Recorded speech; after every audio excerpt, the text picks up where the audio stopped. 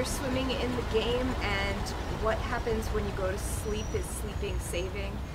So, first of all, the swimming one is Vito, as a young boy, he fell in the water in Sicily, nearly drowned. It scared him half to death, and he's never ever really plucked up the courage to go back into the water again. So that's really why there's no swimming in the game.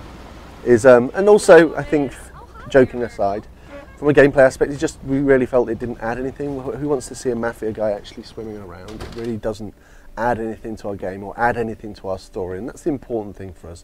Mafia is a hugely cinematic game, and everything that we do within the game sort of promotes that. Now, the second question was Elizabeth.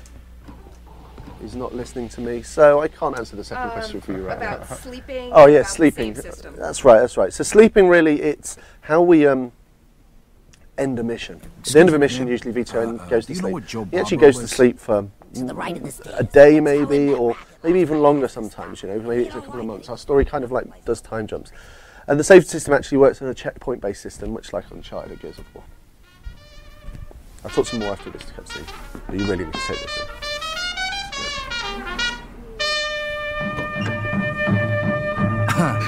This is bad. We ain't getting out at all. Come on in, let's talk. You disgusting pig. I picked up these broads on my way back from the store. I've been waiting for you. All right, girls, that's it for now. I got business. Stop by tomorrow, okay? We'll pick up where we left off. Chop, chop. Come on, Joey. Why do we have to stop when we can all have fun? The fun's over, baby. Later, I say. Me and Vito here haven't seen each other for a long time. We got a lot of catching up to do. Looks like you're doing okay, Joey boy. Not bad. I tell you, that little Spanish broad is fucking wild. So how'd it go at home? Good. Mama wasn't thrilled when I mentioned your name, though. You know how she is. She wants me to get a straight job. You're gonna look for one? I don't know, but I sure as hell ain't gonna make the same mistake my own man did. I gotta pay off his debts, then get back on my feet and get my own place. I need to make some real money, and punching the clock ain't gonna cut it. Hey, you could stay with me as long as you need to, and we'll find you a job where you can make good money without killing yourself, all right? Music to my ears. Right now, I'm living off the $20 the state gives me every week. I know lots of people who pay well for a risky job, so to speak. I'm sure I can line something up for my oldest friend. The working man's a sucker, that's for damn sure. You said it. Okay, step one. I gotta introduce you to Giuseppe so we can pick up them discharge papers. Let's go.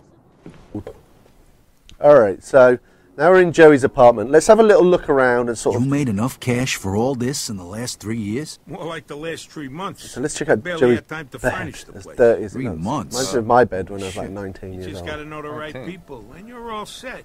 Cause you know I've got a me. wife and a kid, Whoa, dude. look at this bed. Hey, I don't know how you did things in the army, but here it's only one So man I'm going to to a take this bed, time to all right? ask What, are you kidding me? 2 more questions that have come up After a seeing the bunch. 2 broads that just What left, I happens wouldn't when touch you that thing if you finish paid the me. game, and is there Hey, why yo? multiplayer slash Who's the free skinny guy in ride the or picture? anything like that? So when you finish the game, 41. You haven't you changed win. at all. Basically, you see the end of the story, and then you win, and then you talk to your friends, and you discuss the story, and you really take it in. And then you're probably going to want to play some of the DLC.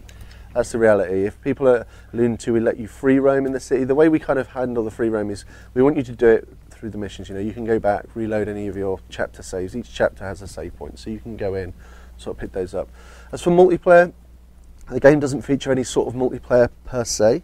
There's no like sort of multiple person sort of going around in different levels. What there is though is through the DLC we have some leaderboards and we have some high score tables that you can sort of set high scores on for your friends type to beat. So it's kind of like we've been playing it a lot here, and we kind of see it as like a bit of an indirect multiplayer. I'll go and set a high score and then Dan will try and beat me and stuff like that. It's quite cool.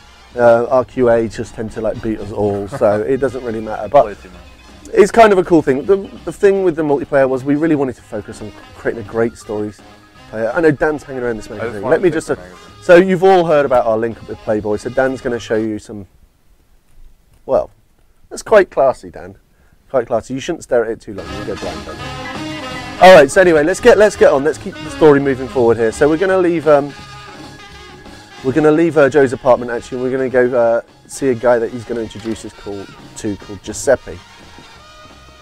Sort of get us on our road to sort of getting this money for our sister and our mama, you know, like in the cutscene that you saw. It really it was really important to us to make sure we had real powerful motivations, I think, for Vito throughout the game. You know, at all times it was really clear through the story what your overall objective was, and you know, we really wanted to push the player forward with these sort of really strong motivations. Otherwise, just sort of asking, doing missions without any real backdrop, it becomes a bit has a lot more gravity. hollow. Absolutely. Thanks again for that thing with the discharge papers. Hey, all I did was make a phone call. You can thank Giuseppe when we go pick him up.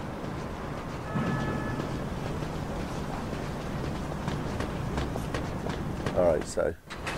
Hey, you think I could, What? Drive, Vito?